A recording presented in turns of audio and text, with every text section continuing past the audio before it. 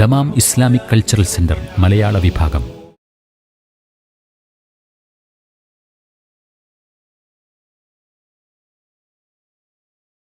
ബിസ്മില്ലാ വൽഹംദുലില്ലാ വസ്സലാത്തു വസ്സലാമു അലാ റസൂലില്ലാ. അല്ലാഹുമ്മ സല്ലി വസല്ലിം വബാരിക് വഅൻഇം അലാ അബ്ദിക വനബിയിക വറസൂലിക മുഹമ്മദിൻ വആലിഹി വസഹ്ബിഹി അജ്മഈൻ. സുമ്മ അമ്മാ ബഅദ്. നമ്മൾ കഴിഞ്ഞ ക്ലാസ്സിൽ യാ നിസാഅൻ നബിയ്യി ലസ്തുന്ന കഅഹദിൻ മിനൻ നിസാഇ ഇൻ ഇത്തഖൈതുൻ ഫലാ തഖ്ദഅന ബിൽ ഖൗൽ ഫയത്മഅ അല്ലദീ ഫീ ഖൽബിഹി മറദുൻ വഖുൽന ഖൗലൻ മഅറൂഫ. ഇതാണ് വിശദീകരിച്ചു വന്നത്. അല്ലാഹു സുബ്ഹാനഹു വ തആല നബി സ്വല്ലല്ലാഹു അലൈഹി വസല്ലം തങ്ങളുടെ ഭാര്യമാരോട് പറഞ്ഞു, ഫലാ തഖ്ദഅന ബിൽ ഖൗൽ, നിങ്ങൾ സംസാരത്തിൽ ചുണുങ്ങിയുള്ള സംസാരം അല്ലെങ്കിൽ അനുനയത്തിലുള്ള സംസാരം നടത്തരുത്. അങ്ങനെ സംസാരിച്ചാൽ ഫയത്മഅ അല്ലദീ ഫീ ഖൽബിഹി മറദുൻ, ഖൽബിൽ മറദുള്ളവൻ, രോഗമുള്ളവൻ, അവന് എന്ത് ചെയ്യും? മോഹം മതിക്കും, ആഗ്രഹം ജനിക്കും, തെറ്റിനുള്ള ആഗ്രഹം ജനിക്കും. വഖുൽന ഖൗലൻ മഅറൂഫ, നിങ്ങൾ മാറൂഫായ സംസാരം നിർവഹിക്കുക, സംസാരിക്കുക എന്നാണ് അല്ലാഹു സുബ്ഹാനഹു വ തആല പറയുന്നത്. അല്ലാഹു സുബ്ഹാനഹു വ തആല പറയാണ്, ഫലാ തഖ്ദഅന ബിൽ ഖൗൽ, നിങ്ങൾ അനുനയത്തിൽ സംസാരിക്കരുത്. എന്നിട്ട് അല്ലാഹു സുബ്ഹാനഹു വ തആല ഇത് കാരണം പറഞ്ഞു കൊടുക്കുകയാണ്. ഫയത്മഅ അല്ലദീ ഫീ ഖൽബിഹി മറദുൻ, ഹൃദയത്തിൽ രോഗമുള്ളവൻ അവനെന്ത് ചെയ്യും? യത്മഅ, തെറ്റിനെ ആഗ്രഹിക്കും എന്നുള്ളതാണ്. അല്ലാഹു സുബ്ഹാനഹു വ തആല നബി സല്ലല്ലാഹു അലൈഹി വസല്ലം തങ്ങളുടെ ഭാര്യമാരെ തെറ്റിദ്ധരിച്ചത് കൊണ്ടോ അല്ലെങ്കിൽ അവരെക്കുറിച്ച് അവരുടെ സ്വഭാവത്തിൽ എന്തെങ്കിലും ഒരു വ്യതിയാനം ഉദ്ദേശിച്ചുകൊണ്ടല്ല ഈ പറയണത്. പിന്നെയോ പ്രശ്നം നിങ്ങളല്ല, പ്രശ്നം മറ്റു ചിലരാണ് എന്നുള്ളതാണ് അവിടെ വായിക്കണത്. പറഞ്ഞാൽ മനസ്സിലായോ? എന്തിനാണ് അല്ലാഹു സുബ്ഹാനഹു വ തആല ഫലാ തഖ്ളഅന ബിൽ ഖൗൽ എന്ന് പറഞ്ഞത്? അവർ തഖ്വയുള്ളവരാണ്, തഖ്വയുള്ളവരാണ്. നമ്മൾ പറഞ്ഞു ഇനി ഇത്തഖൈതുന്ന എന്നുള്ളതിൻ്റെ ഉദ്ദേശം തഖ്വയാണ്. ആ തഖ്വയിൽ അവർ തുടരണം എന്നുള്ളതാണ്. പിന്നെ അവരോട് പറഞ്ഞു ഫലാ തഖ്ളഅന ബിൽ ഖൗൽ, നിങ്ങൾ അനുനയത്തിൽ സംസാരിക്കരുത്. അത് നിങ്ങളുടെ എന്തെങ്കിലും പോരായ്മ കൊണ്ടല്ലേ ഈ പറയുന്നത്. പിന്നെയോ പോരായ്മ മറ്റു ചിലരുടേതാണ്. ഫയത്മഅ അല്ലദീ ഫീ ഖൽബിഹി മറദുൻ, ഖൽബിൽ രോഗമുള്ളവൻ്റെ പ്രശ്നമാണ്. അങ്ങനത്തെ ആളുകളുണ്ട്, ഖൽബിൽ രോഗമുള്ള ആളുകളുണ്ട്. അതുകൊണ്ട് നിങ്ങൾ സംസാരത്തിൽ ഈ അനുനയ സ്വഭാവം സ്വീകരിക്കരുത് എന്ന് പറയുകയാണ്. ഈ മറദുൽ ഖൽബ് വിശുദ്ധ ഖുർആനിൽ മറദിനെ കുറിച്ച് കുറേ പറയുന്നുണ്ട്. പക്ഷേ മറദുൽ ഖൽബ്, ഖൽബിൻ്റെ മറദുണ്ടല്ലോ, അത് അല്ലാഹു സുബ്ഹാനഹു വ തആല പറയുന്നത് രണ്ട് മറദിനെ കുറിച്ച് നമ്മൾ പറഞ്ഞിട്ടുണ്ട്. ഒന്ന് ശുബ്ഹത്താണ്, മറ്റൊന്ന് ഷഹ്വത്താണ്. ഒന്ന് സന്ദേഹമാണ്. ഫി ഖുലൂബിഹിം മറദുൻ, അവരുടെ കൽബുകളിൽ രോഗമുണ്ട്. ഫസാദഹുമുല്ലാഹു മറദ, അത് ഷക്കിൻ്റെ രോഗം, കപടന്മാരെ കുറിച്ച് പറഞ്ഞാണ്. മറ്റൊരു രോഗമാണ് ഇവിടെ ഈ ആയത്തിൽ പറഞ്ഞ ഫയത്മഅ അല്ലദീ ഫീ ഖൽബിഹി മറദുൻ, ഖൽബിൽ മറദുള്ളവൻ, ആ രോഗം ആണ് ഷഹ്വത്തിൻ്റെ രോഗം, ഷഹ്വത്തിൻ്റെ രോഗം. പണ്ഡിതന്മാർ പറയാണ്, ഈ മനുഷ്യ സ്വഭാവം, മനുഷ്യ മനസ്സിൻ്റെ സ്വഭാവം, അതിൽ ഈ സബ്ഇയ്യ എന്ന് പറഞ്ഞിട്ടുള്ള ഒരു പ്രകൃതമുണ്ട്, സബ്ഇയ്യ. അതേപോലെ തന്നെ അതിൽ ബഹീമിയ എന്ന് പറഞ്ഞിട്ടൊരു പ്രകൃതമുണ്ട്. പിന്നെ അതിൽ ശൈത്താനിയ, പിന്നെ അതിൽ റബ്ബാനിയ. എന്താ സബ്ഇയ്യ എന്ന് പറഞ്ഞിട്ടുണ്ടെങ്കിൽ, സബ് എന്ന് പറഞ്ഞാൽ വന്യമൃഗമാണ്, വന്യമൃഗം. ഈ വന്യമൃഗങ്ങളുടെ ഒരു പ്രകൃതം മനസ്സുകൾക്കുണ്ട്. ബഹീമി എന്ന് പറഞ്ഞാൽ നാൽക്കാലികൾ എന്ന് പറഞ്ഞിട്ടുണ്ടെങ്കിൽ ഈ ബഹീമത്തിൽ അനാം എന്താ? ആടുമാടോട്ടകങ്ങളാണ്, ആടുമാടോട്ടകങ്ങൾ, അതിൻ്റെ സ്വഭാവം. ശൈത്താനി എന്ന് പറഞ്ഞിട്ടുണ്ടെങ്കിൽ പൈശാചിക പ്രകൃതം. പിന്നെ റബ്ബാനി എന്ന് പറഞ്ഞിട്ടുണ്ടെങ്കിൽ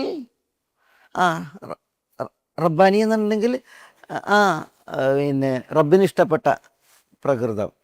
ഈ സബഇയ്യയിൽ നിന്നാണ് ചില മനുഷ്യന്മാർക്ക് എന്താണ് ക്ഷിപ്രകോപം, പിന്നെ അതിനെ തുടർന്നുള്ളത് ഈ പ്രത്യാക്രമണം, ഈ കണ്ണിൽ ചോരയില്ലാത്ത ഈ സ്വഭാവങ്ങളുണ്ടല്ലോ, ഈ ദേഷ്യവും അതേപോലെ തന്നെ വീറുമൊക്കെ കാരണത്താൽ ഉണ്ടാകുന്ന മനുഷ്യന്മാരുടെ പ്രവൃത്തികൾ, അത് ഈ പ്രവണതയിൽ നിന്നാണ്. സബഇയ്യ എന്ന് പറയുന്ന മനുഷ്യന്മാരുടെ ഈ മനസ്സിൻ്റെ പ്രകൃതത്തിൽ നിന്നുണ്ടാണത്. അങ്ങനെ ആ പ്രകൃതം അത് ജയിക്കുന്ന മനുഷ്യന്മാരുണ്ട്. ബഹീമിയ എന്ന് പറഞ്ഞിട്ടുണ്ടെങ്കിൽ ഉണ്ടല്ലോ, ബഹീമിയ എന്ന് പറഞ്ഞിട്ടുണ്ടെങ്കിൽ പിന്നെ ഈ നാൽക്കാലികളുടെ പ്രകൃതം, അതാണ് ഈ ഈ ജഡികച്ചയുടെയൊക്കെ പ്രകൃതം. മനസ്സിലായി? നാൽക്കാലികൾ പിന്നെ അവരുടെ സ്വഭാവം, ആ പ്രകൃതമുള്ള മനുഷ്യന്മാരാണ്. പിന്നെ നാൽക്കാലികൾക്കുണ്ടല്ലോ ഇന്നത് അനുവദനീയമല്ല എന്നില്ല, അവരുടെ ഇച്ഛയാണ്, എന്താണ് തോന്നുന്നത് അതാണ്. അപ്പോൾ പിന്നെ നമ്മൾ നാടന്മാർ പറയുന്നത് വെച്ചാൽ ചില മനുഷ്യന്മാർ അങ്ങാടിയിലെ കൂറ്റന്മാരായിരിക്കണം. അങ്ങാടിയിലെ കൂറ്റന്മാരായിരുന്നാണ് ആരെ പുറ കയറേണ്ടത് എന്നുള്ളത് നോക്കട്ടൊന്നുമില്ല. ചിലപ്പം പിന്നെ കൂടെ പറഞ്ഞതിൻ്റെ ആയിരിക്കും, ചിലപ്പോൾ ജന്മം നൽകിയതിൻ്റെ ആയിരിക്കും. മനസ്സിലായി? ഈ ജഡികച്ച ഭരിക്കുന്നവർ, ഇതാണ് നമ്മുടെ ഷഹ്വത്ത് ഭരിക്കുന്നവർ. അവരുടെ പ്രകൃതം എന്താണ്? ഈ ബഹീമിയത്ത്. ചിലരുടെ പ്രകൃതം ശൈത്താനിയത്താണ്. ശൈത്താനിയത്ത് എന്ന് പറഞ്ഞിട്ടുണ്ടെങ്കിൽ ഈ താൻ ഭാവത്തിൻ്റെ ഞാൻ, ഈ അഹങ്കാരം, ഇസ്തിബ്ദാദ്, ഇസ്തിഅല, ആർക്കും കുറഞ്ഞു കൊടുക്കാതെ ഞാൻ എന്നുള്ള ഭാവത്തിൻ്റെ ശൈത്താൻ പറഞ്ഞില്ലേ, അന ഖൈറും മിൻ, ആദമിനേക്കാൾ ഞാനാണ് ഉത്തമൻ. ഖലഖ്തനി മിൻ തീനിൻ ഖലഖ്തഹു മിൻ തീനിൻ വഖലഖ്തനി മിൻ നാരിൻ എന്ന് പറഞ്ഞില്ലേ, എന്നെ തീയിൽ നിന്ന് പടച്ചു, അവനെ മണ്ണിൽ നിന്ന് പടച്ചു, ഞാൻ സുജൂദ് ചെയ്യില്ല എന്നിട്ടുണ്ട്. ആ ഒരു അഹംഭാവത്തിൻ്റെ, അഹങ്കാരത്തിൻ്റെ ഭാഷ്യം, അത് മനുഷ്യരിൽ ഈ ശൈത്താനീയ പ്രകൃതം അത് ജയിക്കുമ്പോഴാണ്. എന്നാൽ സൽവൃദ്ധരായ സംശുദ്ധരായ മനുഷ്യന്മാരുടെ മനസ്സിനെ എന്തു ചെയ്യും? റബ്ബാനിയത്ത് പ്രകൃതം ഭരിക്കും. അവർ ഇതിനെയൊക്കെ പരാജയപ്പെടുത്തിയിട്ട് അവരിൽ ജയിച്ചു നിൽക്കുന്നത് ഈ റബ്ബാനിയത്തായ സ്വഭാവമായിരിക്കും, പ്രകൃതമായിരിക്കും. അവർ ജഡികാച്ചയ്ക്ക് വിധേയരാകില്ല, അവർ അഹംഭരിക്കില്ല. ശരിയല്ലേ? അവർ ഈ ക്ഷിപ്രകോപികളായി, അതേപോലെ തന്നെ അക്രമോത്സുകതരായിട്ടുള്ള വർത്തന അവരിൽ നിന്നുണ്ടാവില്ല. കാരണം അവരിൽ ജയിക്കുന്നത് ഏത് സ്വഭാവമാണ്? ഈ റബ്ബാനിയത്തിൻ്റെ സ്വഭാവമാണ്. പണ്ഡിതന്മാർ പറയാണ്, ഇത്തരം ഈ 4 പ്രകൃതം മനുഷ്യരുടെ മനസ്സിൻ്റെ പ്രകൃതങ്ങളിൽപ്പെട്ടതാണ്. ചിലതിനെ അതിജയിക്കുമ്പോഴാണ് ഈ ഉണ്ടല്ലോ ഈ പറയപ്പെട്ട പ്രകൃതങ്ങൾ അവരിൽ തെളിയുക. നമ്മുടെ ആയത്തിൽ മനുഷ്യന്മാരിൽ ഈ ബഹീമിയ പ്രകൃതമുള്ള മനുഷ്യന്മാരുണ്ട്. സ്ത്രീകൾ സ്വന്തം ഭർത്താക്കന്മാരോട് സംസാരിക്കുന്ന ഭാഷയിൽ ചിണിയും അനുനയത്തിലും അത്തരം ആണുങ്ങളോട് സംസാരിച്ചിട്ടുണ്ടെങ്കിൽ അത് വലിയ ഫിത്നൻ്റെ കവാടം തുറക്കും. അത് അതിൻ്റെ പ്രഥമ സ്റ്റേജാണ് ആ ഒരു സംസാരം. അതൊരു നീണ്ട സംസാരമായിക്കൊള്ളുന്നില്ല. മനസ്സിലായി? ഒരു ശരിക്കും ചെറിയ ഒരു സംസാരം, ഇനി അതെന്തായിക്കോട്ടെ, ഒരു ജസാക്കല്ലാഹു ഖൈറൻ പറയൽ വരെ ആ കോലത്തിൽ സംസാരിച്ചിട്ടുണ്ടെങ്കിൽ ഖലാസ് അതൊരു വലിയ കുഴപ്പത്തിൻ്റെ കവാടം തുറക്കും. അള്ളാഹു സുബ്ഹാനഹു വ തആല ഇവിടെ അതുകൊണ്ടാണ് പറയുന്നത്, ഫലാ തഖ്ബഅന ബിൽ ഖൗൽ ഫയത്മഅ അല്ലദീ ഫീ ഖൽബിഹി മറദുൻ എന്ന് പറഞ്ഞത്. അതുകൊണ്ടാണ് അള്ളാഹു സുബ്ഹാനഹു വ തആല ഉണ്ടാവുക ഇന്ന സംസാരം പാടില്ല എന്ന് പറഞ്ഞിട്ട് പിന്നെ എന്ത് ചെയ്യാണ്? ഇന്നത് പാടുണ്ട് എന്ന് പറയുന്നത്. അതാണ് അൽ ബദൽ മുനാസിബ്, സൂട്ടബിൾ ആയ അനുയോജ്യമായിട്ടുള്ള പകരം അള്ളാഹു പറഞ്ഞു കൊടുക്കണം. അതെന്താണ്? വഖുൽന ഖൗലൻ മഅറൂഫ, നിങ്ങൾ മഅറൂഫായ ഖൗൽ പറഞ്ഞുകൊള്ളുക എന്നുള്ളതാണ്. മഅറൂഫ് എന്ന് പറഞ്ഞിട്ടുണ്ടെങ്കിൽ ഉർഫിൽ നിന്നാണ്. എന്താ ഉർഫ് എന്ന് പറഞ്ഞിട്ടുണ്ടെങ്കിൽ നാട്ടുപതിവ്, നാട്ടു സമ്പ്രദായം ഉണ്ടല്ലോ, ആദത്ത്, അതാണ് ഉർഫ്. മാറൂഫായ സംസാരം എന്ന് പറഞ്ഞാൽ ആ മാറൂഫായ സംസാരം മഅതാദന്നാസ്, ജനങ്ങൾ തങ്ങളുടെ ഒരു പതിവായി സ്വീകരിച്ച. ഇപ്പം ചില നാടുകളിലുള്ള ഉർഫാവില്ല ചില നാട്ടിൽ. അതുകൊണ്ട് തന്നെ അള്ളാഹു സുബ്ഹാനഹു വ തആല അത് ഉർഫിലേക്ക് വിട്ടു. അതാത് നാടുകളിൽ പിന്നെ സംസാരം, മാന്യമായിട്ടുള്ള സംസാരം, അവിടെ മയപ്പെടുത്തിയുള്ള സംസാരം എന്നല്ല. നിങ്ങൾ പിന്നെ വഖുൽന ഖൗലൻ മഅറൂഫ അല്ല അസ്തഗ്ഫിറുല്ലാഹ് വഖുൽന ഖൗലൻ മഅറൂഫ എന്ന് പറഞ്ഞിട്ടുണ്ടെങ്കിൽ സ്ത്രീകളുടെ സ്വരം എന്താണ് ആണുങ്ങളുടെ സ്വരത്തിൽ നിന്ന് വ്യത്യസ്തമാണ് അല്ലേ? സ്ത്രീകളുടെ സ്വരം ആണുങ്ങളുടെ സ്വരത്തിന് വ്യത്യസ്തമാണ്. ആണുങ്ങളുടെ ശബ്ദത്തിനാണ് ഗാംഭീര്യം, ഒരു പിന്നെ ശൗര്യഭാവം ഒക്കെ ഉള്ളത്. സ്ത്രീകളുടേത് അങ്ങനെയല്ല പ്രകൃതി. അതുകൊണ്ടാണ് ഈ ആണ പെണ്ണായി നടക്കുന്ന ആണുങ്ങളുടെ അല്ല, പെൺകോലം കെട്ടി നടക്കുന്ന ആണുങ്ങൾ എന്താ ചെയ്യുന്നത്? അവരുടെ സ്വരം മയപ്പെടാൻ വേണ്ടിയിട്ട് ഹോർമോണുകൾ കുത്തിവെക്കണം, മാസം മാസം ഇത് കുത്തിവെക്കണം. അവർക്ക് ഉണ്ടല്ലോ ഈ ആണ് പെണ്ണായിട്ട് നടക്കുന്ന ഒരു ഭയങ്കര ഒരു ദുരന്തത്തിലാണല്ലോ. അവർക്ക് പിന്നെ ജീവിതകാലം മുഴുവൻ എന്ത് ചെയ്യണം? ഈ ആ രീതിയിൽ നടക്കണം എന്നുണ്ടെങ്കിൽ ഈ പിന്നെ ഹോർമോണുകൾ കുത്തിവെച്ച് അവർക്ക് കുറേ മാറ്റം വരുത്തണം. അവർക്ക് അള്ളാഹു നിശ്ചയിച്ച ആ നല്ല പ്രകൃതത്തെ മാറ്റാൻ. അതിൽപ്പെട്ടതാണ് അവർ ശബ്ദം മാറ്റുന്നത്. ശബ്ദം മാറുന്നത് എങ്ങനെ? അവരുടെ ശബ്ദം ഈ ചിണുങ്ങിയുള്ള സംസാരമാകാൻ വേണ്ടിയിട്ട് അവരെന്ത് ചെയ്യണം? ഹോർമോണുകൾ കുത്തിവെക്കുകയാണ്. ഞാൻ പറഞ്ഞെന്താ വെച്ചാൽ പ്രകൃതിയ അള്ളാഹു സുബ്ഹാനഹു വ തആല എന്തുണ്ട്? പെണ്ണിൻ്റെ ശബ്ദം അതിനെ മയപ്പെടുത്തിയിട്ടാണ് സൃഷ്ടിച്ചിട്ടുള്ളത്. അതുകൊണ്ട് തന്നെ അവർക്ക് അള്ളാഹു സുബ്ഹാനഹു വ തആല നൽകിയ ആ പ്രകൃതത്തെ മാറ്റി ഇങ്ങനെ ഗൗരവത്തിൽ ആർത്ത് വിളിക്കുക എന്നുള്ളതല്ല. അന്യ പുരുഷന്മാരോട് സംസാരിക്കുമ്പോൾ എടാ പോടാന്ന് പറഞ്ഞിട്ടുള്ള ഈ ആ ഓരോ ഇതിൽ സംസാരിക്കല്ല. അള്ളാഹു സുബ്ഹാനഹു വ തആല ആണിനോടും പെണ്ണിനോടൊക്കെ സംസാരിക്കും പറഞ്ഞ മയത്ത് സംസാരിക്കാനാണ്. ഫിർഔനോട് സംസാരിക്കാൻ പറഞ്ഞപ്പോൾ എന്താ പറഞ്ഞത്? വഖൂലാ ലഹു ഖൗലൻ ലയ്യിനൻ എന്നാണ്, മയപ്പെടുത്തി സംസാരിക്കാനാണ് പറഞ്ഞത്. നബി സ്വല്ലല്ലാഹു അലൈഹി വസല്ലം തങ്ങൾ മയപ്പെടുത്തി സംസാരിക്കുന്ന ആളാണ്. ലിൻത ലഹു എന്ന് നബി സ്വല്ലല്ലാഹു അലൈഹി വസല്ലം തങ്ങളെ കുറിച്ച് പറഞ്ഞില്ലേ? അവരോട് മയത്തിൽ സംസാരിച്ചു എന്നുള്ള അർത്ഥത്തിൽ. അപ്പോൾ സംസാരം ആളുകളെ വെറുപ്പിക്കാതെ, ആളുകൾക്ക് അരോചക തീർക്കാതെ തന്നെയാണ് സംസാരിക്കേണ്ടത്, മയത്തിൽ തന്നെയാണ് സംസാരിക്കേണ്ടത്. പക്ഷേ പിന്നെ അത് ഓരോ നാട്ടിലും അല്ലേ, ഓരോ പിന്നെ സമൂഹത്തിലും വ്യത്യസ്തമായിരിക്കും. ഇപ്പോൾ നമ്മൾ പിന്നെ ഇപ്പോൾ ആഫ്രിക്കൻ വംശജരായിട്ടുള്ള ആളുകളുടെ സംസാരം നോക്കി നിങ്ങൾ, അവരുടെ സംസാരം പിന്നെ മറ്റു ആളുകളിൽ നിന്ന് മറ്റു നാട്ടുകാരിൽ നിന്ന് വ്യത്യസ്തമായിട്ടുള്ള സംസാരമാണ്. ആണിൻ്റെ സംസാരമായാലും പെണ്ണിൻ്റെ സംസാരമായാലും. അതുകൊണ്ട് തന്നെ ഒരു കൃത്രിമ ഭാവം സ്വീകരിക്കേണ്ടതില്ല. വഖുൽന ഖൗലൻ മഅറൂഫ എന്ന് പറയുമ്പോൾ കൃത്രിമത്വം വേണ്ടതില്ല. പിന്നെയോ എന്താണോ പതിവ് സംസാരം അത് നടത്തുക, പതിവ് സംസാരങ്ങളെ നടത്തുക. എന്ത് പാടുള്ളതല്ല? ഫലാ തഖ്ളഅന ബിൽ ഖൗൽ, അനുനയത്തിൽ അന്യരെ വശീകരിക്കും വിധം സംസാരിക്കേണ്ട. അതാണ് അള്ളാഹു സുബ്ഹാനഹു വ തആല പറയുന്നത്. അന്യരെ വശീകരിക്കും വിധമുള്ള സംസാരം വേണ്ട, എന്നാൽ ഉറുഫ് അനുസരിച്ചുള്ള സംസാരം നടത്തിക്കൊള്ളുക എന്നാണ് പറയുന്നത്. നമ്മളതുമായി ബന്ധപ്പെട്ടുള്ളതായ മസാലകൾ പലതും കഴിഞ്ഞ ആഴ്ച പറഞ്ഞാണ്.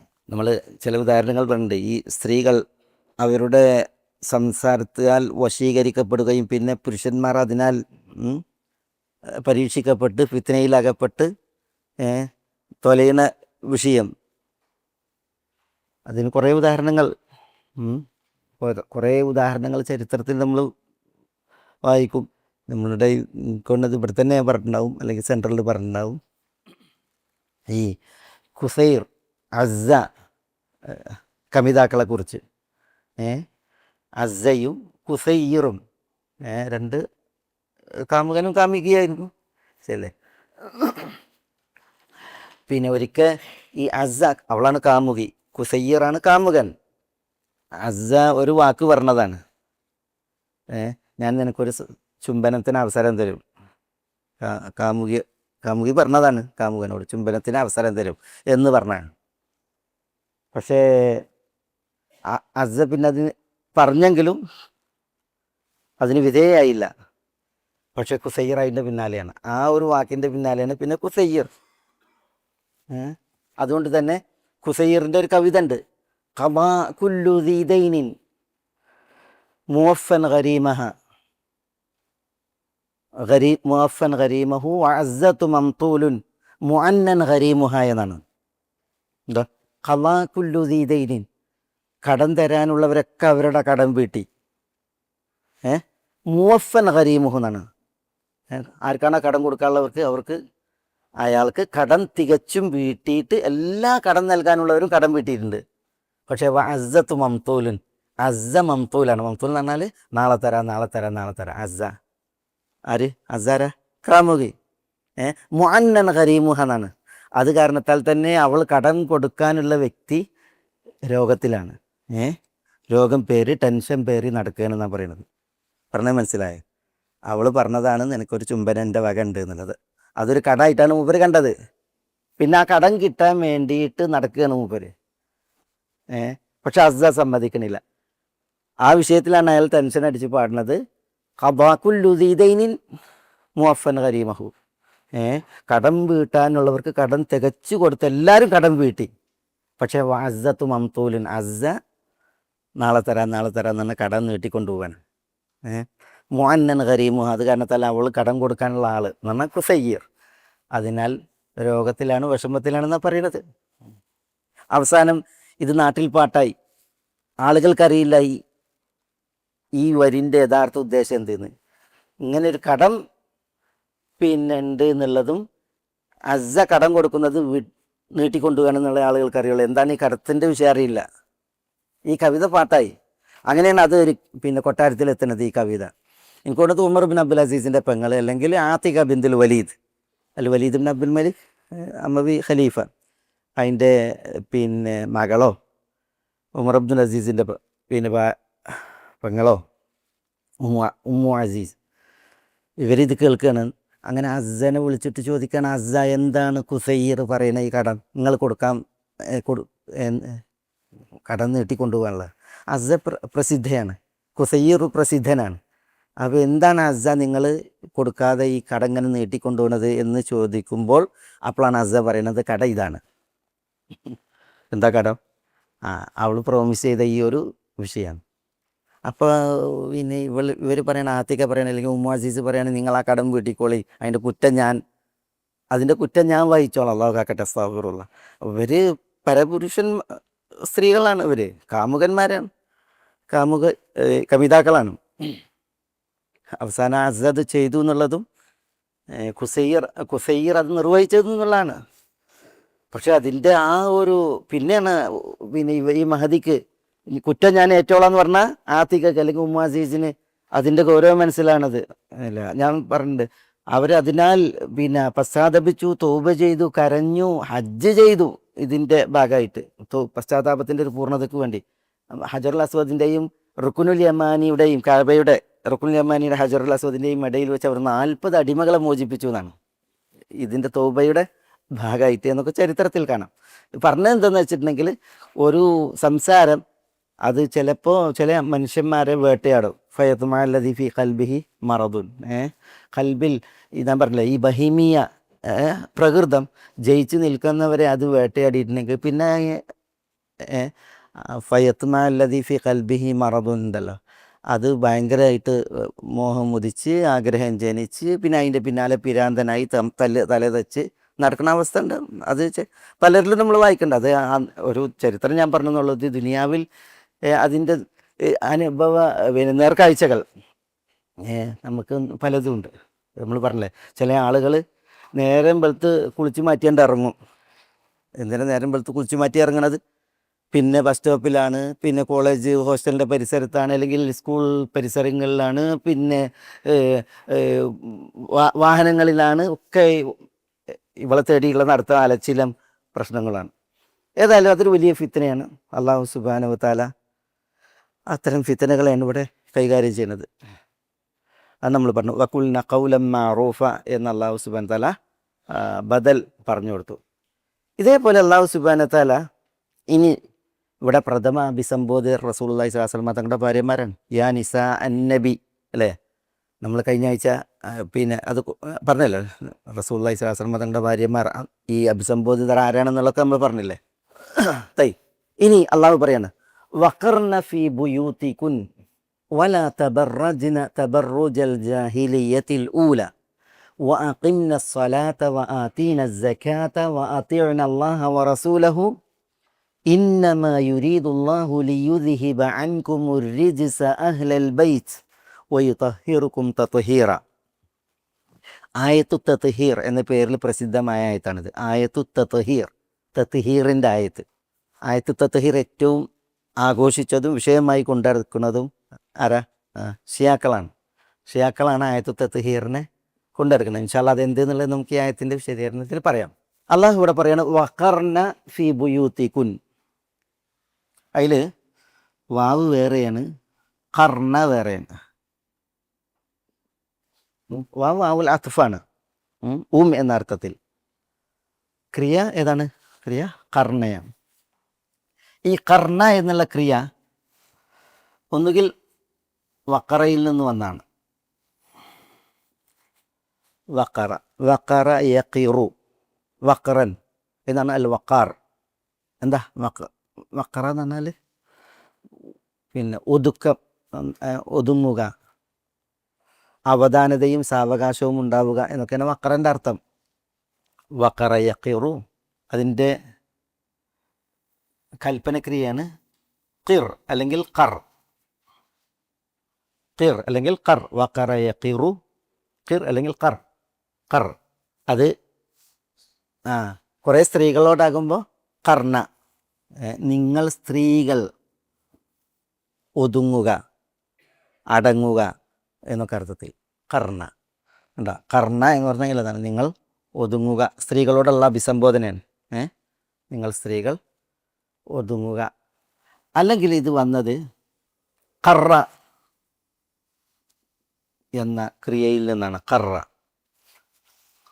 കറൻ്റെ വർത്തമാന ഭാവി കാലക്രിയ യഖറു എന്നും വരും, യഖിറു എന്നും വരും. യഖറു അതിൽ നിന്നാണ് ഖുറത്തുൽ ആയിൻ. ഖുറത്ത് ആയുൻ എന്താ? കൺകുളിർമയാണ്, കൺകുളിർമ. കറ യഖറു, കറ യഖിറു എന്നുള്ളതാണ് അതാണ് സബത്ത. സബത്ത എന്ന് പറഞ്ഞാൽ എന്താ? ഉറച്ചുന്നു, സ്ഥിരപ്പെട്ടു എന്ന അർത്ഥത്തിൽ സബത്ത. ഇതിൽ നിന്നുള്ള കൽപ്പനക്രിയ ഒന്നുകിൽ ഇഖ്റാർന, ഇഖ്റാർ കുറേ സ്ത്രീകളോടാകുമ്പോൾ ഇഖ്റാർന, അല്ലെങ്കിൽ ഇഖ്രീർന. അറബി ഭാഷേൻ്റെ ഒരു പ്രത്യേകത മനസ്സിലാക്കാൻ വേണ്ടിയിട്ട് മാത്രമാണ് ഇത് എഴുതുന്നത്. കുറച്ച് ടൈറ്റാണത്. എങ്ങനെയാണ് ഈ കർണ വന്നത്? കർണ വന്നത് ഒരായത്തിനെ തഫ്സീറൊക്കെ ചെയ്യുമ്പോൾ, ആളുകൾക്ക് ആധികാരികമായിട്ട് തഫ്സീറൊക്കെ ചെയ്തു കൊടുക്കുമ്പോൾ അലൈഹിസ്സലാം വലൈക്കും സലാം എന്നുള്ള അതിനുണ്ടാകേണ്ട ചില പരിജ്ഞാനങ്ങൾ മനസ്സിലാക്കാൻ കൂടി ഇത് ഇവിടെ നോക്കിയാൽ നിങ്ങൾ ഈ ഇഖ്റാർന അല്ലെങ്കിൽ ഇഖ്രീർന ഇതാണ് എന്തായി മാറിയത്? കർണയായി മാറിയത്. ഇതിൽ തന്നെ നൂന്, ഇത് നൂന് നിസ്വയാണ്, സ്ത്രീകളോടുള്ള അഭിസംബോധനയാണ് അറിയിക്കാനാണ് നൂന് വന്നത്. അല്ലെങ്കിൽ ക്രിയ എന്തേ ഉള്ളൂ? ഇഖ്റാർ അല്ലെങ്കിൽ ഇഖ്രീർ എന്നാണ്. ഈ ആയത്തിന് രണ്ട് ഖിറാഅത്തുണ്ട്. വഖർന, വഖർന, കർണ എന്നുള്ള ഖിറാഅത്തുണ്ട്. അതേപോലെ വഖിർന എന്ന ഖിറാഅത്തുണ്ട്. വഖിർന ഫി ബുയൂത്തികുന്ന എന്ന ഖിറാഅത്തുണ്ട്. ജുംഹൂറിൻ്റെ ഖിറാഅത്ത്, ഭൂരിപക്ഷ പണ്ഡിതന്മാരുടെ ഖിറാഅത്ത് എന്താണ്? വഖിർന ഫി ബുയൂത്തികുന്ന എന്നാണ്. വഖിർന ഫി ബുയൂത്തികുന്ന അല്ലേ. ആസിം അതേപോലെ തന്നെ മറ്റു ചില ഖുറാഅകൾ അവരാണ് പിന്നെ കർണ വായിച്ചത്. വഖർന എന്നുള്ള ഖിറാഅത്ത് പാരായണം വായിച്ചത്. രണ്ട് ഖിറാഅത്തും ശരിയാണ്. വഖർന എന്ന് വായിച്ചാലും ശരിയാണ്, വഖിർന എന്ന് വായിച്ചാലും ശരിയാണ്. ഇവിടെ കണ്ടോ, ഞാൻ ആ രണ്ട് ഖിറാഅത്തിനെ ഉണർത്തിയത് ഒന്നുകിൽ ഇഖ്റാർന എന്നതിൽ നിന്നാണ് ഖിറാഅത്ത് വഖർന കർണ, അല്ലെങ്കിൽ ഇഖ്രീർന എന്നതിൽ നിന്നാണ് ഖിറാഅത്ത് അപ്പോൾ ഖിർന. എങ്ങനെയാണ് ഇഖ്റാർ എന്നുള്ളത് ഖിറായി മാറിയത്?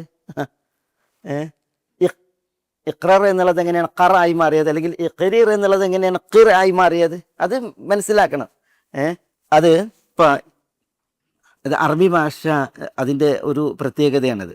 ഇപ്പം ഇഖ്രീർ എന്നുള്ളതുണ്ടല്ലോ, ഇഖ്രീർ ഇതിൽ രണ്ട് റാണ്ട്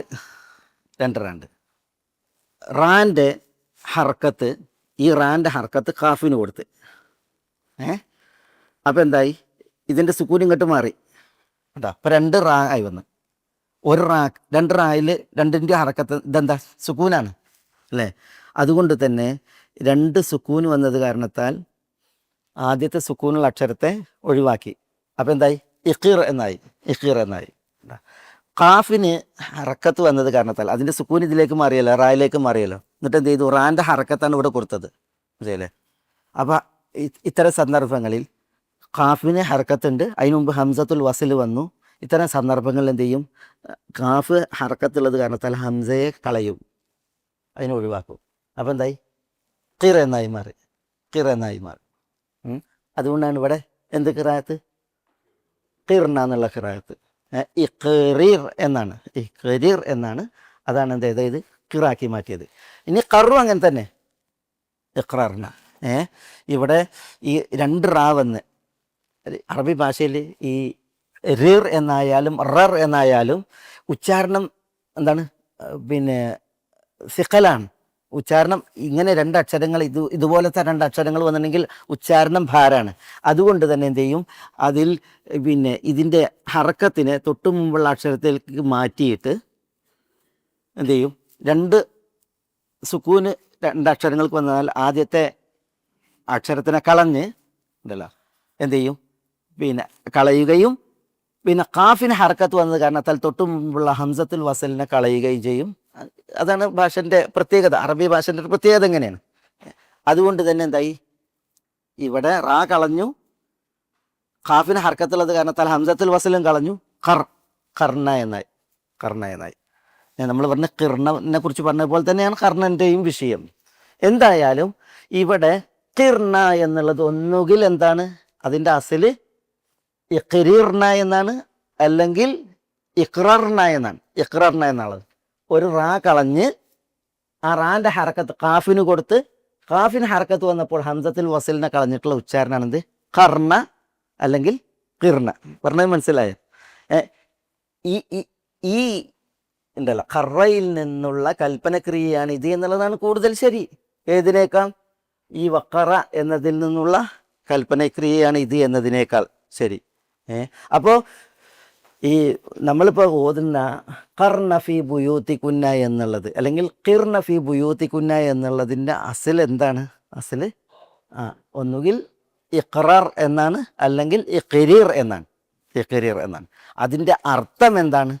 അർത്ഥം എല്ലാം തേടുന്നത് ഒതുങ്ങുക, അടങ്ങുക, പരിമിതപ്പെടുക എന്നുള്ളതാണ്. പറഞ്ഞാൽ മനസ്സിലാണ്ടോ? ഇതിൽ നിന്നാണ് ഇത് പ്രവഹിച്ചത് അല്ലെങ്കിൽ വിൽപ്പന്നമാകുന്നത് എന്നുള്ളതാണ് കൂടുതൽ ശരി. ഖറയിൽ നിന്ന് ഉള്ള കൽപ്പനക്രിയ ഇതാകുമ്പോൾ എങ്ങനെ ഖറയിൽ നിന്നുള്ള കൽപ്പനക്രിയ ഇങ്ങനെ? ഖറയിൽ 2 റാണ്ട് അല്ലേ? ഖററയാണ്, ഖററ. എങ്ങനെ ഈ 2 റായിൽ ഒരു റാ അവിടെ കാണാതായി അല്ലേ? പിന്നെ ഖറയിൽ നിന്നുള്ള കൽപ്പനക്രിയ എപ്പോഴും ഒന്നുകിൽ ഇഖ്റാറാണ് അല്ലെങ്കിൽ ഇഖ്രീറാണ്. ഈ ഹംസക്ക് എന്ത് പറ്റി? അതേപോലെ തന്നെ ഈ റാക്ക് എന്ത് പറ്റി? അത് മനസ്സിലാക്കാനാണ് ഞാൻ ഇവിടുത്തെ പറഞ്ഞത്.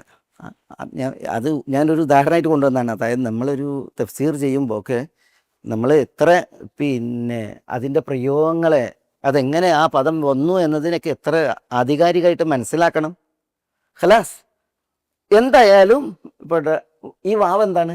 വാവ് ക്രിയയിൽപ്പെട്ടതല്ല, വാവുൽ അത്ഫാണ്.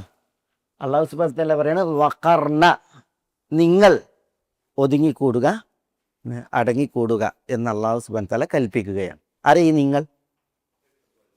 യാ നിസാ അന്നബി, യാ നിസാ അന്നബി, പ്രവാചക പത്നിമാരെ എന്ന് വിളിച്ചിട്ട് അള്ളാഹു പറയാണ് വഖർന, നിങ്ങൾ അടങ്ങി ഒതുങ്ങിക്കൂടുകയും ചെയ്യുക, ഒതുങ്ങിക്കൂടുകയും ചെയ്യുക. അതാണ് വാവുൽ അത്ഫ്. പിന്നെ ഈ കുളിർമ എന്തിനാണ് അർത്ഥാക്കണത്? കൺകുളിർമ ഉണ്ടല്ലോ, കൺകുളിർമയുള്ളതായി എന്നുള്ളതാണ്. ഖറ യഖറു, ഖരീറ, ഖറ എന്നുള്ളത്. അപ്പോൾ ഖരീറ യഖറു, അതാണ് യഖറു.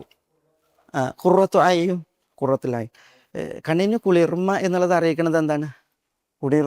അത് അടക്കത്തെ ഒരു ഒതുക്കത്തെയാണ് അത് അറിയിക്കുന്നത്. മനസ്സിലായി? ഈ അസ്ലൻ ഖാഫ് റാ റ അല്ലേ?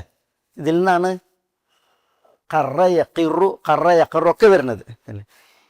ഈ പിന്നെ ഖാഫ് റാ റ ഉണ്ടല്ലോ, ഇതിൽ നിന്ന് വിൽപ്പന്നമാകുന്നതൊക്കെ അറിയിക്കുന്നത് എന്തിനാണ്? അടക്കത്തെയും ഒതുക്കത്തെയാണ്, അടക്കത്തെയും ഒതുക്കത്തെയാണ്.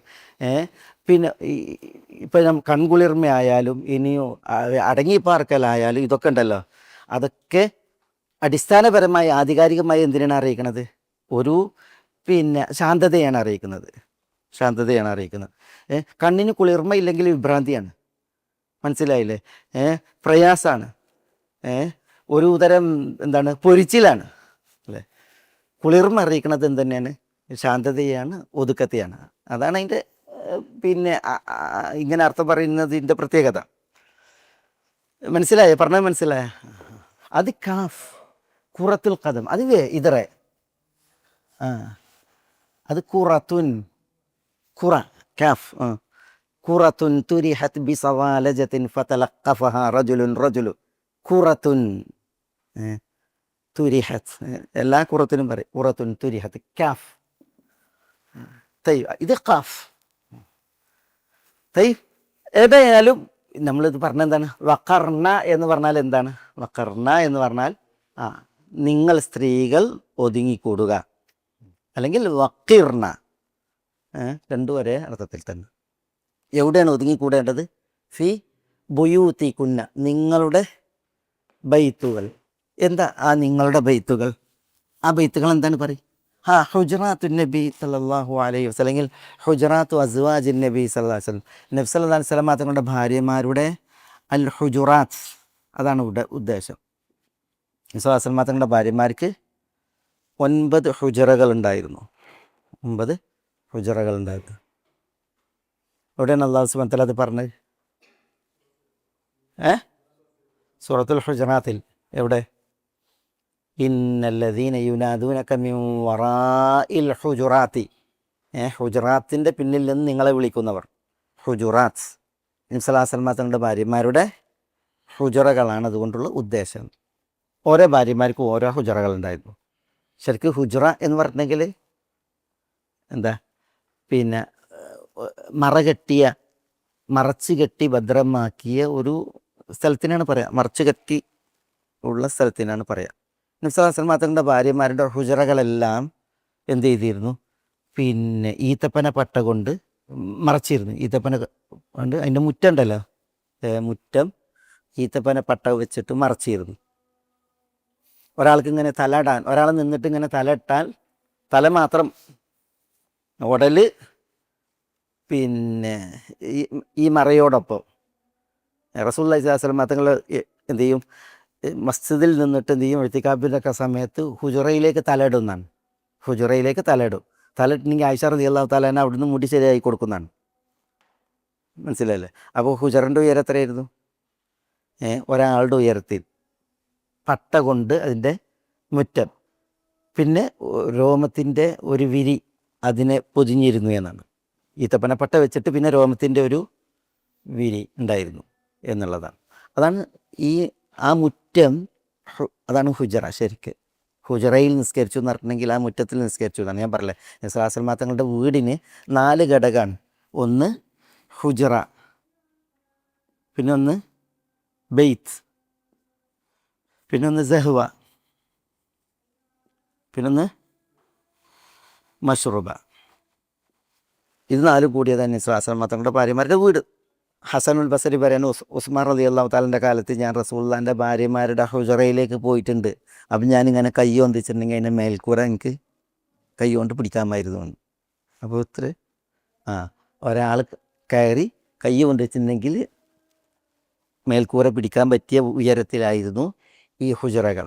അലാ കുല്ലിൻ സല്ലല്ലാഹു അലൈഹി വസല്ലം.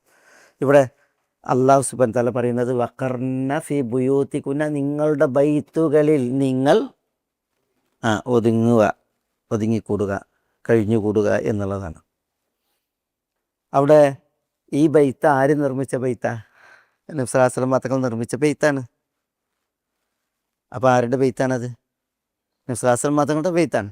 പക്ഷെ അല്ലാഹു സുബ്ഹാനഹു വ തആല പറഞ്ഞത് ആരിലേക്ക് ചേർത്താണ്? ബുയൂത്തികുൻ, നിങ്ങൾ സ്ത്രീകൾ, നിങ്ങൾ റസൂലുള്ളാഹി സ്വല്ലല്ലാഹു അലൈഹി വസല്ലം തങ്ങളുടെ ഭാര്യമാർ റളിയല്ലാഹു അൻഹുൻ. വീടുകളെ കുറിച്ച് പറയുമ്പോഴൊക്കെ അങ്ങനെ തന്നെയാണ്. അപ്പോൾ തലാഖിൻ്റെ ആയത്തിൽ അല്ലാഹു സുബ്ഹാനഹു വ തആല പറഞ്ഞ എന്താ? ലാ തുഖ്രിജൂഹുന്ന മിൻ ബുയൂത്തിഹിൻ. തലാഖില്ലപ്പെട്ട പെണ്ണാണ്. യാ അയ്യുഹൻ നബിയ്യു ഇദാ തല്ലഖ്തുമുൻ നിസാ ഫതല്ലിഖൂഹുന്ന ലിഇദ്ദതിഹിൻ എന്ന് അല്ലാഹു പറയല്ലേ. തലാഖില്ല ഞാൻ പറയാണ്. എന്നിട്ട് തലാഖ് ചെല്ലിയ പെണ്ണാണ്, തലാഖ് ചെല്ലപ്പെട്ട പെണ്ണാണ്. അവരോട് അല്ലാഹു സുബ്ഹാനഹു വ തആല പറയാണ് ലാ തുഖ്രിജൂഹുന്ന മിൻ ബുയൂതിഹിൻ, അവരുടെ ബൈത്തുകളിൽ നിന്ന് നിങ്ങൾ അവരെ പുറത്താക്കരുത്. തലാക്ക് ചെല്ലപ്പെട്ട സ്ത്രീകളെ നിങ്ങൾ പുറത്താക്കരുത് എന്ന് പറയുന്നത് ഇവിടുന്ന് മിൻ ബുയൂതിഹിന്ന, അവരുടെ ബൈത്തുകളിൽ നിന്ന്. അവരുടെ ബൈത്താ ഭർത്താവിൻ്റെ ബൈത്താ? ഭർത്താവിൻ്റെ ബൈത്താണ്, അവിടെയാണ് തലാക്ക് ചെല്ലപ്പെട്ടത്. പക്ഷേ മിൻ ബുയൂതിഹിന്ന എന്നാ പറഞ്ഞത്, അവരുടെ ബൈത്തിൽ നിന്ന് എന്നാണ് പറഞ്ഞത് അല്ലാഹു സുബ്ഹാനഹു തആല. അതായത് ഒരു സ്ത്രീക്ക്, ഒരു പെണ്ണിന് എത്രമാത്രം പിന്നെ സ്ഥാനമുണ്ട് ഭർത്താവിൻ്റെ വീട്ടിൽ എന്നുള്ളതിൻ്റെ അതാണ് അതിൻ്റെ പ്രത്യേകത. ഇത് വിശുദ്ധ ഖുർആനിൽ ഇപ്പോൾ നമ്മൾ സൂറത്ത് യൂസുഫ് എടുത്തപ്പോൾ ഇതേപോലെ പ്രയോഗം പറഞ്ഞില്ലേ?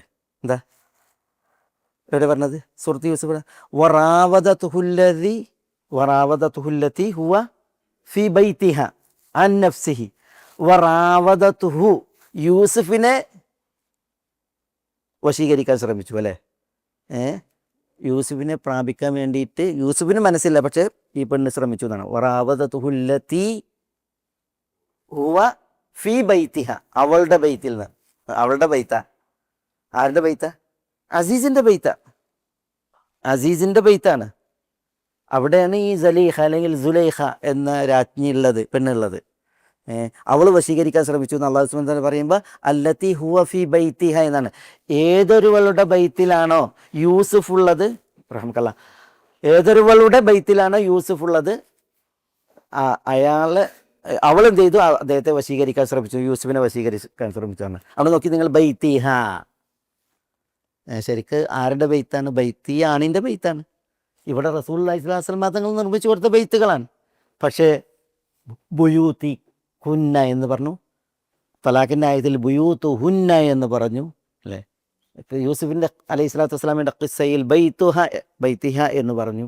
അതൊക്കെ അറിയിക്കുന്നത് ഒരു സ്ത്രീക്ക് അവൾ പിന്നെ ആ വീട്ടിലേക്ക് കടന്നു വന്ന ഒരാളുടെ ഭാര്യയായി സഹധർമ്മിണിയായി കടന്നു വന്നവളാണ്. പക്ഷേ അവർക്ക് ആ വീട്ടിൽ എത്ര അധികാരം, എത്ര സ്ഥാനം, ഇതറിയിക്കാനാണ് ഈ പ്രയോഗം. പിന്നെ ഈ കരിവേപ്പില പോലെ എന്ന് അറിയില്ലേ, അങ്ങനെയല്ല ഒരു സ്ത്രീക്ക് ഭർത്താവിൻ്റെ വീട്ടിലെ സ്ഥാനം. അവർക്ക് തലാക്ക് ചെല്ലപ്പെട്ടിട്ടും ബുയൂത്തിഹിന്ന എന്നാണ് അല്ലാഹു സുബ്ഹാനഹു വ തആല പറഞ്ഞത്. അലാ കുല്ലിൻ, നമുക്ക് ചായത്തിന് ശേഷം പറയാം ഇതിൻ്റെ ബാക്കി. വഖർന ഫീ ബുയൂത്തി കുന്ന. ബുറൂജ്,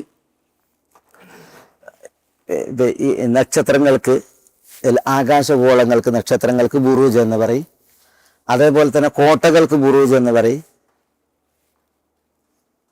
അതെന്തുകൊണ്ട്? അത് ദൃശ്യമായതുകൊണ്ട്.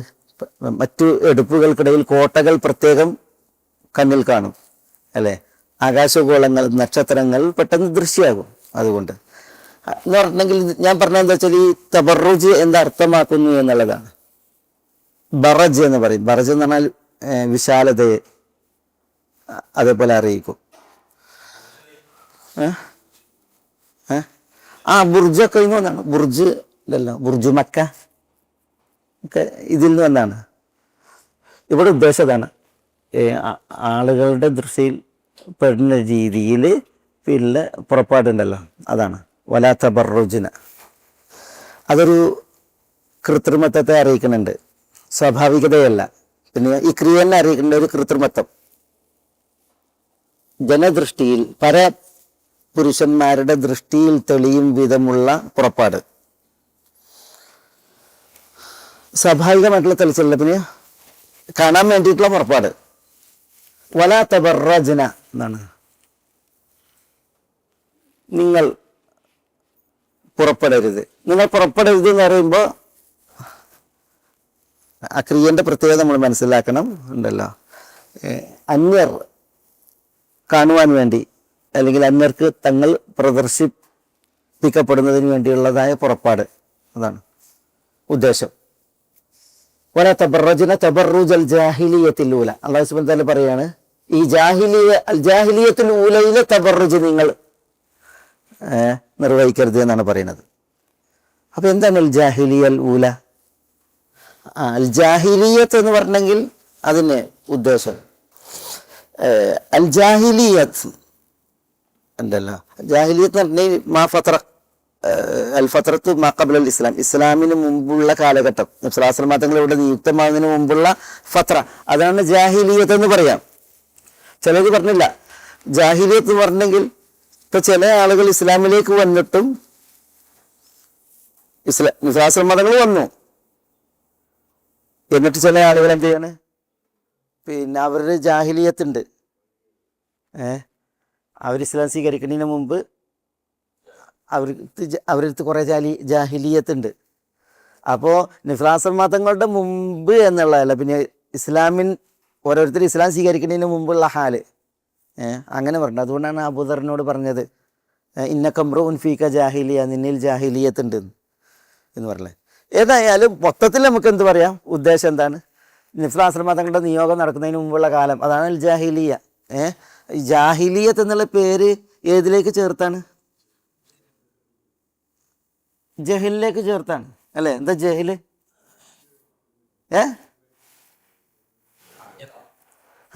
ജഹല് ഒന്ന് അതാണ്, ഇൽമില്ലാത്ത അവസ്ഥയാണ്, അറിവില്ലാത്ത അവസ്ഥ അല്ലേ? ഇൽമില്ലാത്ത അവസ്ഥ അല്ലേ? ഇവിടെ അത് മാത്രല്ല, ജഹല് ഹിൽമില്ലാത്ത അവസ്ഥക്കും പറയും. എന്താ ഹിൽമ്? വിവേകം, വിവേകമില്ലാത്ത അവസ്ഥ. നമ്മൾ സൂറത്ത് യൂസുഫ് എടുത്തപ്പോൾ പറഞ്ഞിട്ടുണ്ട്,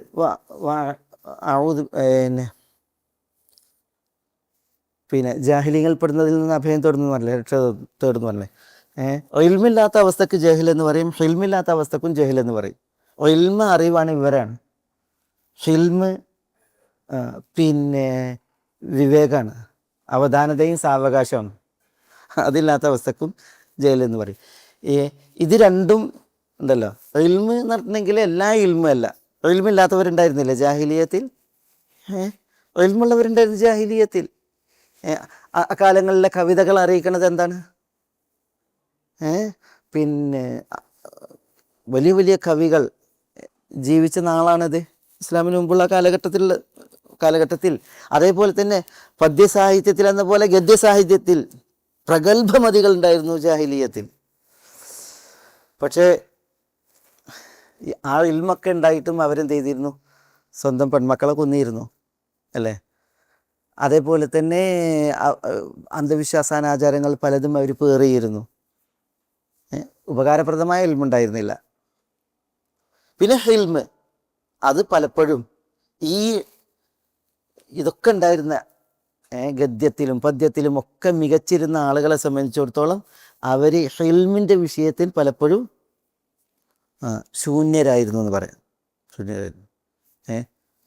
അവിവേകം അത് നന്നായി അവരെ ഭരിച്ചിരുന്നു, വികാരജീവികളായിരുന്നു എന്നുള്ളതാണ്. അതുകൊണ്ടാണ് ആണ്ടുകൾ നീണ്ടു നിൽക്കുന്ന യുദ്ധങ്ങൾ, കൊലകൾ, ഇതൊക്കെ നമ്മൾ വായിക്കുന്നത്. ഞാൻ ചരിത്രത്തിൽ പറഞ്ഞിട്ടുണ്ട്, ഈ അറബികളുടെ ഒരു പിന്നെ അവിവേകത്തിൻ്റെ ചില ഉദാഹരണങ്ങൾ. ഈ അംർ ബിൻ ഹിന്ദ് എന്ന് പറയുന്ന രാജാവ് ഭരിച്ചിരുന്ന കാലത്ത്, അംർ ബിൻ ഹിന്ദ് രാജാവാണ്.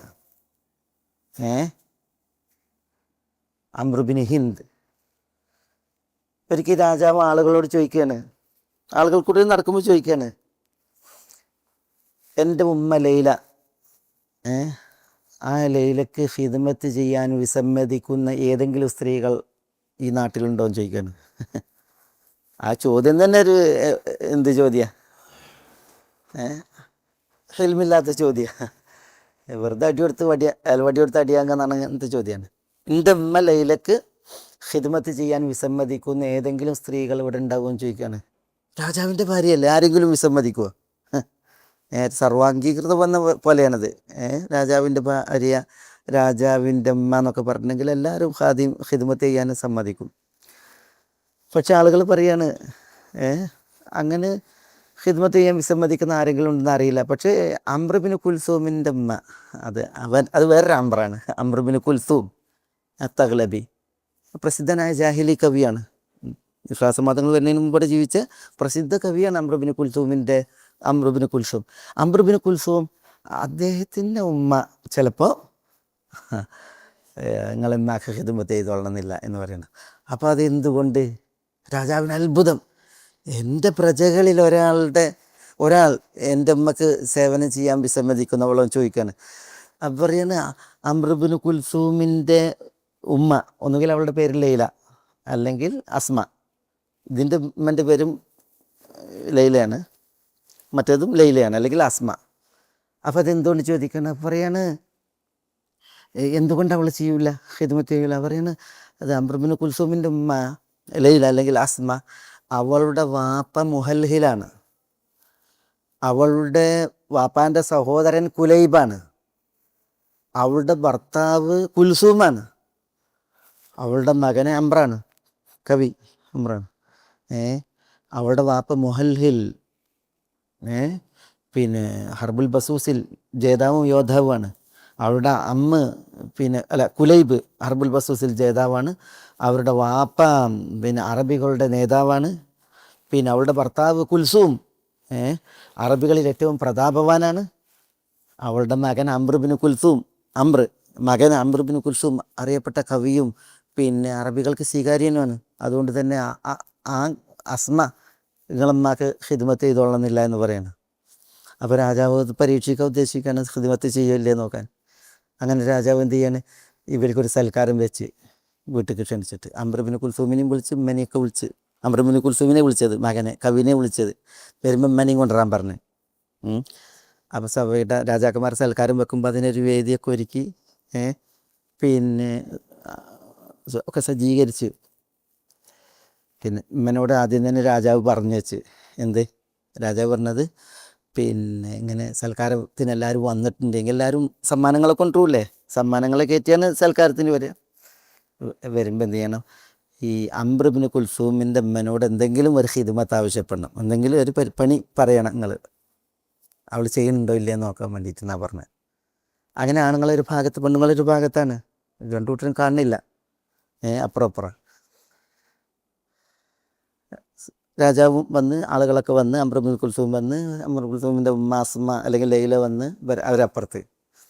അങ്ങനെ എല്ലാവരും ഇരുന്ന് സൽക്കാരം അതിൻ്റെ ആ മൂർധന്യത സമയത്തെത്തിയപ്പോൾ രാജാവ് അംറുബിൻ ഹിന്ദിൻ്റെ ഉമ്മ ലൈല മറ്റേ ലൈലയോട് അല്ലെങ്കിൽ അസ്മയോട് പറഞ്ഞ്, നാവലി നീ തബക്ക, അവരൊരു തബക്ക കൊണ്ടുവന്നീനി, സമ്മാനം കൊണ്ടുവന്നീനി, ഒരു പാത്രം ഒരു സമ്മാനം. നാവലി നീ തബക്ക തരുമെന്ന് പറയാണ്. നാവലി തബക്ക എടുത്തു തരാൻ പറയാണ്. സമ്മാനം കൊണ്ട് അവിടെ വെച്ചിട്ടുണ്ട് അവർ, അതുകൊണ്ട് എടുത്തു തരുമെന്ന് പറയാണ്. അപ്പോൾ അംറുബിൻ കുൽസൂം എൻ്റെ ഉമ്മ പറയാണ്, അസ്മ അല്ലെങ്കിൽ ലൈല പറയാണ്, ഫൽതഖും സാഹിബുൽ ഹാജ ഇല ഹാജത്തിഹ, നിനക്കല്ല ആവശ്യം എഴുന്നേറ്റ് എടുത്തോന്ന് പറഞ്ഞു. അതൊന്നും എടുത്തരുമെന്ന് പറഞ്ഞതാണ്. ഫൽതഖും സാഹിബത്തുൽ ഹാജത്തി ഇല ഹാജത്തിഹ, ആവശ്യമുള്ളവൾ അവൾ ആവശ്യം എഴുന്നേറ്റ് എടുത്തോ എന്ന് പറഞ്ഞതാണ്. അപ്പോൾ രണ്ടാമതും പറഞ്ഞു എന്നാണ്, നവലി നിത്തബക്ക, ആ പാത്രം എടുത്തു തരുമോ. അപ്പോൾ അവരവിടെ ഇരുന്നിട്ട് വാതുല്ല എന്ന് ആർത്തു എന്നാണ്. ഇതെന്തൊരു മാനക്കേടാണ്, യാല തഗ്ലബ് ഗോത്രമേ വാതുല്ല, ഇതെന്തൊരു അപമാനമാണ് എന്ന് രാജാവിൻ്റെ ഉമ്മൻ്റെ മുന്നിൽ നിന്ന് അസ്മ ആർത്ത് വിളിച്ചു എന്നാണ്. അതുണ്ട് കേൾക്കലും, ഉമ്മ ആർക്കുന്നത് കേൾക്കലും.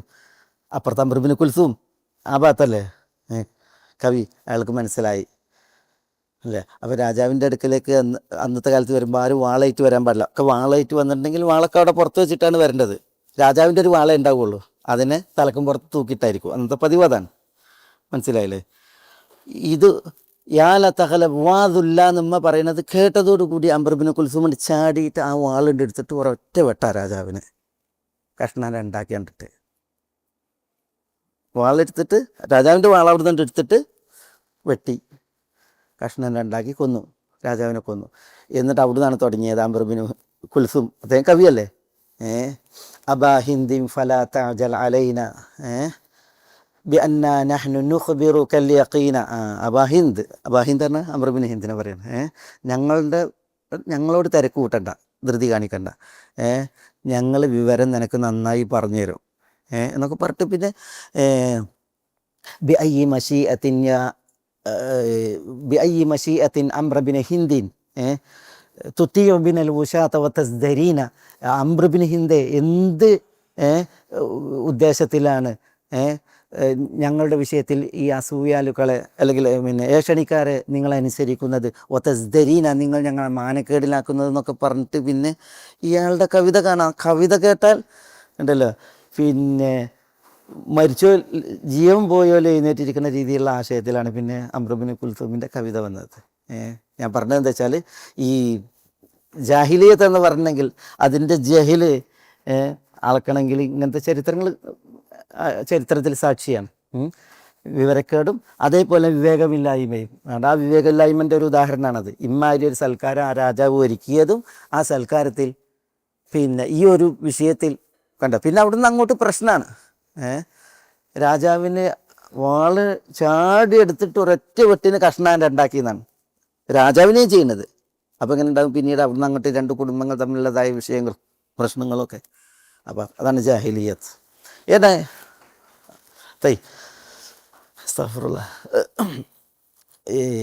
അള്ളാഹു സുബ്ഹാനഹു വ തആല പറയാണ് അതാണ് ഈ ജാഹിലിയത്ത്. നബി സ്വല്ലല്ലാഹു അലൈഹി വസല്ലം തങ്ങൾ ഇവിടെ ഉദയം ചെയ്യുന്നതിന് മുമ്പുള്ള ആ കാലഘട്ടം ഇവിടെ അള്ളാഹു സുബ്ഹാനഹു വ തആല അൽ ജാഹിലിയത്ത് എന്നല്ല പറഞ്ഞത്, പിന്നെ അൽ ജാഹിലിയത്തുൽ ഊല എന്നാണ് പറഞ്ഞത്. അപ്പം അത് എന്താ ഉദ്ദേശം? വേറൊരു ജാഹിലിയത്താണ്. അൽ ഊല എന്ന് പറഞ്ഞെങ്കിൽ കാലം ഉണ്ടല്ലോ, ഒന്നാം ജാഹിലിയ കാലം അങ്ങനെ അർത്ഥം പറയാം. അല്ലെങ്കിൽ അൽ ഊല എന്ന് പറഞ്ഞെങ്കിൽ പിന്നെ നമ്മളുണ്ടല്ലോ ഗ്രേഡ്, ടോപ്പ് ജാഹിലിയത്ത്, പിന്നെ മിഡിൽ, അങ്ങനെ ഉണ്ടല്ലോ ജാഹിലിയത്തിൻ്റെ ഗ്രേഡ്. അപ്പോൾ അതുകൊണ്ടാണ് പണ്ഡിതന്മാർ പറയുന്നത് ഇവിടെ അൽ ജാഹിലിയത്തുൽ ഊല എന്ന് പറഞ്ഞാൽ സമനൻ ഔ മർത്തബത്തൻ, കാലം പരിഗണിച്ചാണോ, ഒന്നാം ജാഹിലിയത്ത് എന്ന ഉദ്ദേശത്തിലാണോ, അതല്ല ഏറ്റവും ടോപ്പ് ജാഹിലിയത്ത്, വിവരക്കേടിൻ്റെ അങ്ങേയറ്റം, വിവരക്കേടിൻ്റെ അല്ലെങ്കിൽ അവിവേകത്തിൻ്റെ അങ്ങേയറ്റം എന്ന അർത്ഥത്തിലാണോ? രണ്ടും പറയാം. നബി സ്വല്ലല്ലാഹു അലൈഹി വസല്ലം തങ്ങളുടെ കാലം ഉണ്ടല്ലോ, അവിടെ നിന്ന് അങ്ങോട്ട് പോണീനനുസരിച്ച് ജാഹിലിയത്ത് എന്താണ് കൂടുതലാണ്, ജഹില് കൂടുതലാണ്. പിന്നെ ജഹിലിൻ്റെ അവസ്ഥയോ ദറജ അതും കഠിനമാണ്. അപ്പം അതുകൊണ്ട് തന്നെ അൽ ജാഹിലിയത്തുൽ ഊല എന്ന് പറഞ്ഞെങ്കിൽ കാലവും ഉദ്ദേശമാണ്, അതിൻ്റെ ഗൗരവവും ഉദ്ദേശമാണ്. ഏതായാലും തബറുജൽ ജാഹിലിയത്തിൽ ഊല നിങ്ങൾ നടത്തരുത് എന്നാണ്. ആ ജാഹിലിയത്തുലിൻ്റെ തബറുജ് എന്താണ്? അതിൽ കുറച്ച് ചരിത്രങ്ങളിലൂടെ നമ്മൾ മനസ്സിലാക്കേണ്ട വിഷയമാണ്. എന്തുവാണ് ഇവിടെ ഈ വിലക്കുന്നത്, പിന്നെ അതുമായി ബന്ധപ്പെട്ട മസാലകൾ ഇൻഷാ അല്ലാഹ് നമുക്ക് അടുത്ത ക്ലാസ്സിൽ തുടർന്ന് ബിഇദ്നില്ലാഹ്.